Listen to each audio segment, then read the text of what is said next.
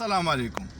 غزہ میں پچھلے 2 سال سے جو ظلم بربریت اور کا بازار گرم ہے، جس میں اب تک تقریباً 50,000 سے زیادہ فلسطینی شہید ہو گئے ہیں، اب لگتا ایسا ہے کہ دوسرے مرحلے کا آغاز ہو گیا ہے، جس کا اظہار صدر ٹرمپ نے بھی کیا تھا کہ غزہ کو فلسطینیوں سے آزاد کیا جائے، خالی کیا جائے، وہاں پہ تعمیری نو کر کے اس کو بزنس سنٹر بنایا جائے،